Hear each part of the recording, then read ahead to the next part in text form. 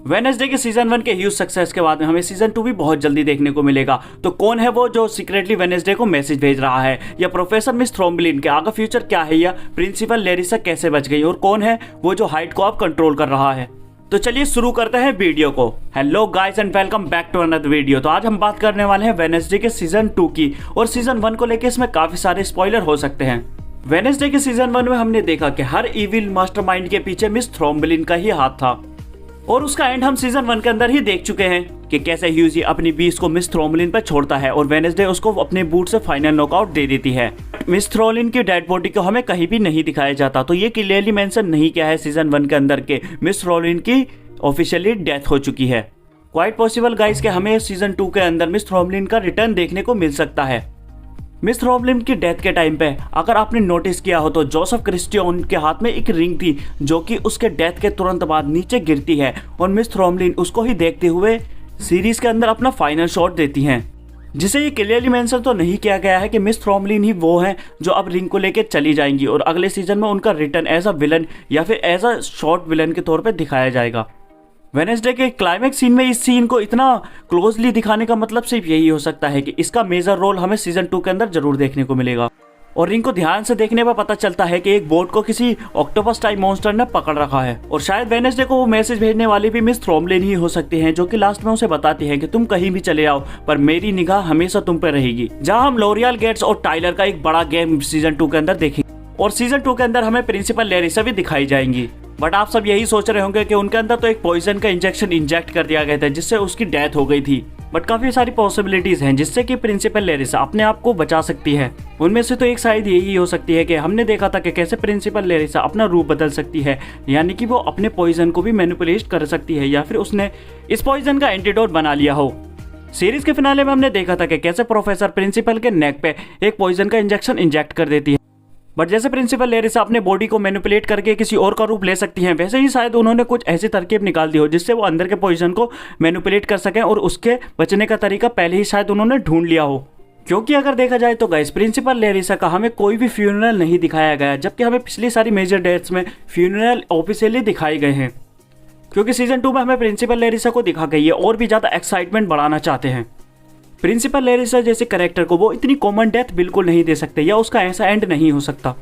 And guys अब हम बात कर लेते हैं उस शख्स के बारे में कि वो कौन है जो वेडनेसडे को फॉलो कर रहा है और उसकी हर रिपोर्ट अपने पास रख रहा है। क्वाइट पॉसिबल गाइस कि ये मिस थ्रोम्बलिन ही हो सकती है, और सीजन 2 में हम शायद ये देख सकते हैं कि कैसे वो जिंदा बची और कैसे वो ये प्लानिंग बनाएंगे कि अब वो वेडनेसडे को मारे, इसीलिए वो वेडनेसडे के हर एक मूवमेंट पे खबर रखती है। एक्सेवियर के फादर को हम सीजन 2 में एज अ मेन कैरेक्टर या फिर एज अ मेन विलन के तौर पर देख सकते हैं, क्योंकि सीजन 1 में हमें उनके हिंट मिल चुके हैं जिसमें एक्सेवियर बताता है कि उसके फादर एक साइकिक हैं, बट उसका भाई जो है वो उनका नंबर 1 फैन है।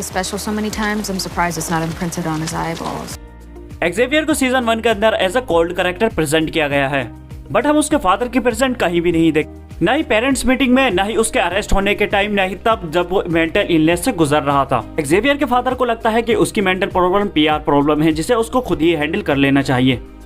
और हमें नेवरमोर स्कूल में एक पेंटिंग दिखाई जाती है जहाँ पे हम नेवरमोर फेंसिंग स्क्वाड की एक टीम देखते हैं, जिसे जूम करने पर पता चलता है कि वेडनेसडे और एक्सेवियर की फैमिली में पहले से ही कनेक्शन बने हुए हैं, और शायद वेडनेसडे को फॉलो करने वाली भी एक्सेवियर के डैड ही हो सकते हैं, क्योंकि एक्सेवियर के डैड ने वेडनेसडे का फोन नंबर एक्सेवियर के फोन से हैक करके ले लिया होगा। एक थ्योरी ये भी है गाइस, क्योंकि अब स्कूल का कोई भी प्रिंसिपल नहीं है, तो आगे फ्यूचर में हम एक्सेवियर के फादर को एज अ प्रिंसिपल के तौर पर देख सकते हैं, क्योंकि हम एक जगह एक्सेवियर के मुंह से ये सुनते हैं कि उसके ग्रैंड मदर और एडम्स के ग्रैंड मदर में काफी ज्यादा कनेक्शन रह चुके हैं पास्ट में, जिससे हमें पता चलता है कि इनकी फैमिली का भी कुछ पास्ट है। और काफी सारे लोगों ने एक कैरेक्टर को बहुत ही ज्यादा पॉइंट आउट किया है, वो है योको का। योको को सीरीज में हमने काफी ज्यादा तो नहीं देखा, ना ही उसे काफी ज्यादा लाइंस मिली है, बट हमने उसको नोटिस आउट किया है। योको एक वैम्पायर हो सकती है जिसे हम सीजन 2 में काफी लंबे समय तक देखेंगे, और शायद सीजन 2 में उसका कुछ मेन रोल भी हो, क्योंकि हमने सीजन 1 में देखा था कि एनिट और वेडनेसडे दोनों एक जगह बात करते हैं जिसमें वो रूम शेयरिंग की बात करते हैं, जहां दोनों को शायद अलग अलग रहना पड़ सकता है और दोनों अलग अलग ही रूम लेके रहेंगी। तो एनिट किसी के साथ ऑलरेडी डम हो जाती है और उससे वापस इसी रूम में आना पड़ जाता है, क्योंकि हमें सीरीज के अंदर भी दिखाया गया है कि योको का वेडनेसडे की मोम मोर्टिसिया के साथ कुछ न कुछ तो लफड़ा जरूर है। एनिट वेडनेसडे को बताती है कि काफी टाइम से स्कूल में कोई भी वैम्पायर नहीं है, और बहुत टाइम बाद योको एक वैम्पायर है जो इस कॉलेज में एडमिशन के लिए आई है। और आपको ये कैरेक्टर तो याद ही होगा, शेरिफ, ये शहर की पुलिस में से एक हैं और इनकी खास बात यह है कि ये टाइलर के डैड भी हैं। वही टाइलर जिसको थ्रोमलिन कंट्रोल करती थी और उसको अपने इशारे पर नचाती थी। वो जिसे चाहती थी उससे मरवा देती थी क्योंकि वो एक मॉन्स्टर में कन्वर्ट होता है, यानी कि हाइड में। शेरिफ भी शायद सीजन 2 में अपनी बेटी का रिवेंज लेंगे। अगर आपको इस तरीके की वीडियो पसंद आ रही है तो हमारी वीडियो को लाइक करें और चैनल को सब्सक्राइब करके अपना प्यार जरूर देते हुए जाएं। ये कुछ ऐसा टॉपिक है जो मैंने मिस कर दिया है तो वो मुझे कमेंट बॉक्स में बता सकते हैं। तो मिलते हैं एक और नई वीडियो के साथ। Thanks for watching my video.